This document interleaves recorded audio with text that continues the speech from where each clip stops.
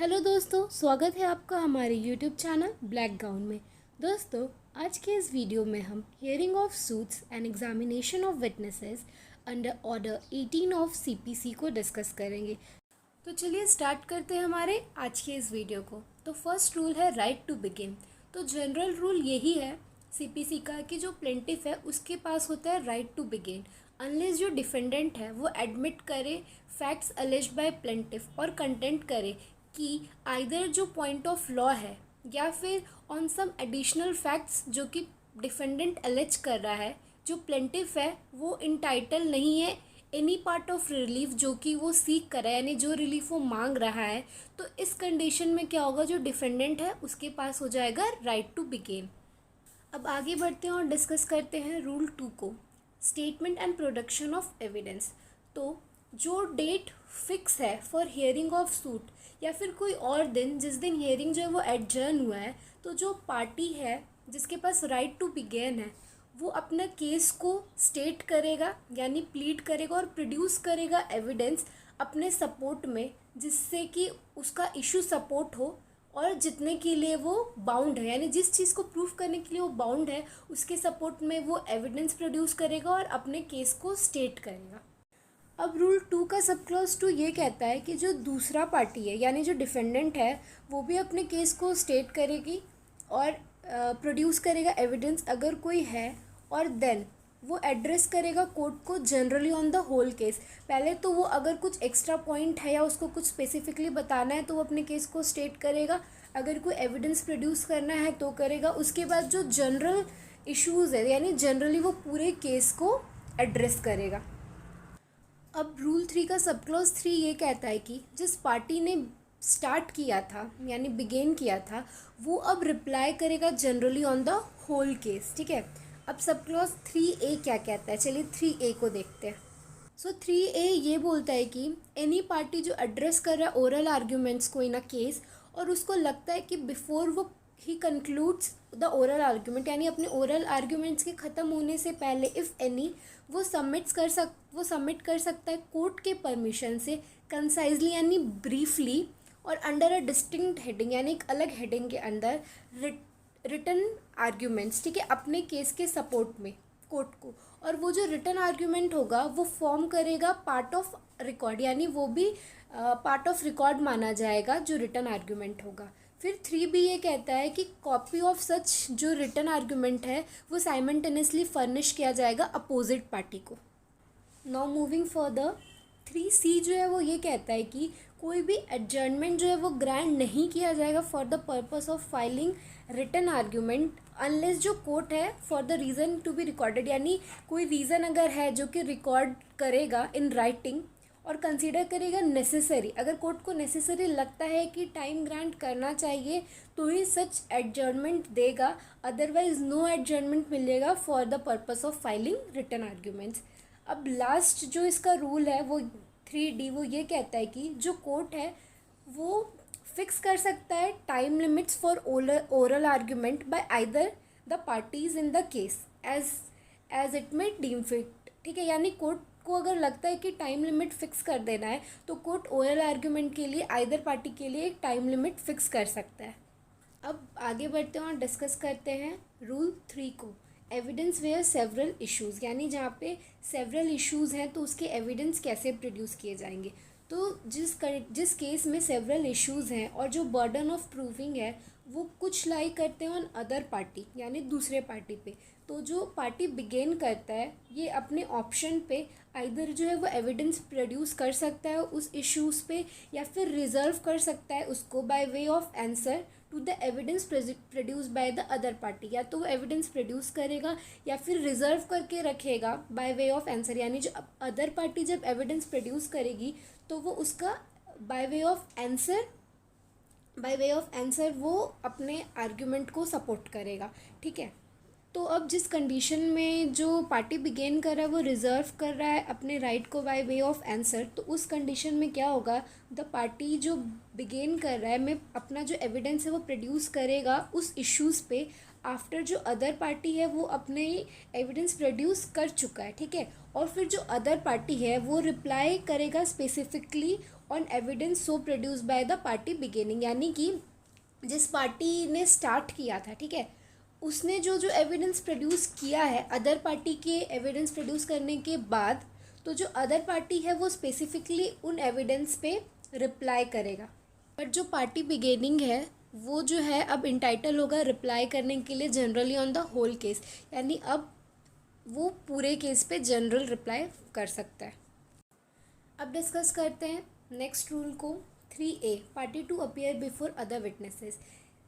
जब कोई पार्टी खुद विश करता है अपीयर करना एज अ विटनेसेस, तो उसको अपीयर करना पड़ेगा before any other witnesses on his behalf has been examined, unless जो कोर्ट है for reason to be recorded permit करता है उसको अपीयर करने के लिए as his own witness at a later stage. यानी अगर वो विश करता है अपने आप को अपीयर करना एज अ विटनेस, तो उसको अपीयर करना पड़ेगा दूसरे विटनेसेस के साथ, और एग्जामिन्ड करवाना पड़ेगा अपने आप को, अनलेस कोर्ट जो है उसको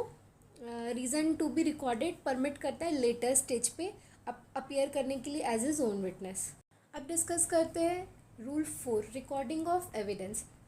सब क्लॉज 1 कहता है कि इन एवरी केस जो examination in chief of witness है वो रिकॉर्ड करेगा विटनेस को ऑन एफिडेविट, और जो कॉपी है वो सप्लाई किया जाएगा अपोजिट पार्टी को by the party who calls him for witnesses, यानी जो पार्टी रिकॉर्ड करा रहा है एविडेंस उसके द्वारा अपोजिट पार्टी को कॉपी जो है वो सप्लाई किया जाएगा, provided that where documents are filed and parties rely upon the document, the proof and admissibility of the documents which are filed along with affidavit shall be subject to the order of the court। यानी कि जहाँ पर affidavit के साथ साथ party अगर किसी document पे भी रिलाई करता है तो उसका जो प्रूफ और एडमिसिबिलिटी है उस डॉक्यूमेंट का जो कि एफिडेविट के साथ ही साथ फाइल हुआ है वो subject to order of court होगा। अब सब क्लॉज 2 ये कहता है कि जो एविडेंस यानी क्रॉस एग्जामिनेशन और re examination of witnesses in attendance, those evidence जिसका एविडेंस एग्जामिनेशन ऑफ चीफ के द्वारा एफिडेविट के थ्रू फर्निश कर दिया गया है कोर्ट को, वो आइदर बाय कोर्ट या फिर by the commissioner appointed by court लिया जाएगा, ठीक है। अब सब क्लॉज 3 कहता है कि कोर्ट या फिर कमिश्नर एज द केस में भी जो रिकॉर्ड कर रहा है एविडेंस को वो रिकॉर्ड करेगा इन राइटिंग या फिर मैकेनिकली जज के प्रेजेंस में, और जब कमिश्नर जो है वो रिकॉर्ड कर रहा है एविडेंस को तो वो कमिश्नर जो है वो रिटर्न करेगा उस एविडेंस को टुगेदर विथ हिज रिपोर्ट, अपने रिपोर्ट के साथ in writing signed by him, उस कोर्ट को जिसने उसको अपॉइंट किया है, और जो एविडेंस उसने टेक डाउन किया है वो भी फॉर्म करेगा part of record of the suit. और जो कमिश्नर है वो रिकॉर्ड करेगा वैसे रिमार्क्स को जो उसको मटेरियल लग रहा है in respect of behaviour of any witnesses जब वो लोग अंडर एग्जामिनेशन थे, ठीक है। प्रोवाइडेड कि कोई भी ऑब्जेक्शन अगर रेज होता है during recording of evidence before commissioner, वो जो है उसे रिकॉर्ड करेगा और decided by the court at the stage of argument, और वो सारी चीज़ें जो हैं वो डिसाइड किए जाएंगे by the court at the stage of argument. अब जो रिपोर्ट ऑफ कमिश्नर है वो सबमिट करेगा कोर्ट को जिसने उसे अपॉइंट किया है within 16 days from the date of issue of commission, ठीक है। जब उसे इशू किया गया था कमीशन उस दिन से 60 डेज़ के अंदर उसे अपने रिपोर्ट को सबमिट करना है, अनलेस जो कोर्ट है for the reason to be recorded in writing extends time, यानी अगर कोर्ट टाइम एक्सटेंड्स कर देता है for the reason to be recorded तो ठीक है, अदरवाइज उसे 60 डेज़ में अपने रिपोर्ट को सबमिट करना है। नेक्स्ट जो है हाई कोर्ट या फिर डिस्ट्रिक्ट जज जो है एज द केस में भी प्रिपेयर कर सकता है एक panel of commissioner to record evidence under this rule, यानी हाई कोर्ट या फिर डिस्ट्रिक्ट जज के ही पास पावर है प्रिपेयर करने का एक पैनल ऑफ कमिश्नर्स इसी एविडेंस को रिकॉर्ड करने के पर्पस के लिए। अब नेक्स्ट सब क्लॉज ये कहता है कि जो कोर्ट है वो बाय जनरल या फिर स्पेशल ऑर्डर फिक्स कर सकता है amount to be paid as remuneration for the services of the commissioner. चलिए नेक्स्ट डिस्कस करते हैं रूल 5 को। तो रूल 5 कहता है how evidence shall be taken in appealable cases. तो जिस केसेस में अपील अलाउड है उस कंडीशन में एविडेंस ऑफ ईच विटनेसेस है वो टेक डाउन किया जाएगा in the language of court. चलिए अब नेक्स्ट डिस्कस करते हैं रूल 6 को, when deposition to be interrupted. अब ये क्या कहता है कि जब एविडेंस जो है वो टेक डाउन किया गया है दूसरे लैंग्वेज में from language in which it was given, और विटनेस जो है वो जिस लैंग्वेज में टेक डाउन किया गया उस लैंग्वेज को नहीं समझता है, तो उस कंडीशन में क्या होगा, जो एविडेंस टेक डाउन किया गया इन राइटिंग उसको इंटरप्रिटेट करके उसे बताया जाएगा जिस लैंग्वेज में उसने उसको दिया था। ठीक है, अब आगे बढ़ते हैं, रूल 8 को डिस्कस करते हैं, memorandum when evidence not taken down by जज, वेयर जो एविडेंस है is not taken down in writing by जज, वो तब जज जो है वो बाउंड रहेगा as to examination of each witnesses produce, यानी वो बाउंड है कि एग्जामिन करे सारे विटनेसेस को जो प्रोड्यूस हुए हैं और एक मेमोरेंडम बनाए of substance of what each witness dispose, यानी ईच विटनेस क्या बोलते हैं, और वैसे मेमोरेंडम को ऐसा मेमोरेंडम जो है वो रिटर्न में होगा और साइन होगा बाय द जज, और वो भी फॉर्म करेगा पार्ट ऑफ रिकॉर्ड। अब डिस्कस करते हैं नेक्स्ट रूल को, व्हेन एविडेंस में be taken down in English. तो सब क्लॉज 1 कहता है कि जहाँ पे इंग्लिश जो है वो लैंग्वेज ऑफ कोर्ट नहीं है बट सारे पार्टीज़ जो हैं सूट के वो अपीयर कर रहे हैं in person, and pleaders of such of parties as appear by pleaders जो है वो ऑब्जेक्ट नहीं कर रहे हैं सच एविडेंस को इंग्लिश में टेक डाउन करने के लिए, तो उस कंडीशन में जो जज है वो टेक डाउन कर सकता है इंग्लिश में। अब नेक्स्ट सब क्लॉज ये कहता है कि जब एविडेंस जो है वो इंग्लिश में नहीं दिया गया है बट जो पार्टी अपीयर कर रही है इन पर्सन या फिर प्लीडर्स के थ्रू वो लोग ऑब्जेक्ट नहीं कर रहे हैं एविडेंस का टेक डाउन करना इंग्लिश में, तो उस कंडीशन में भी जो जज है वो टेक डाउन करेगा सच एविडेंस को in English. Next rule 10, any particular question and answer में बी टेकन डाउन। अब जो कोर्ट है वो या तो खुद के मोशन से या फिर on application of any party या फिर उनके प्लीडर्स के द्वारा टेक डाउन कर सकती है किसी भी पर्टिकुलर क्वेश्चन और उसके आंसर को, या फिर कोई भी ऑब्जेक्शन टू एनी क्वेश्चन अगर ये अपीयर कर रहा है to be any special reason for doing so, यानी कि अगर कोई स्पेशल रीज़न है ऐसा करने का तो कोर्ट जो है वो इसे टेक डाउन कर सकती है इन कंडीशंस पे। अब डिस्कस करते हैं रूल 12 को, remarks on demeanour of witnesses, यानी कि remarks on behaviour of witnesses. तो जो कोर्ट है वो रिकॉर्ड कर सकता है सच रिमार्क्स जो कि उसको मटेरियल लग रहा है in respect of behaviour of witnesses while under examination.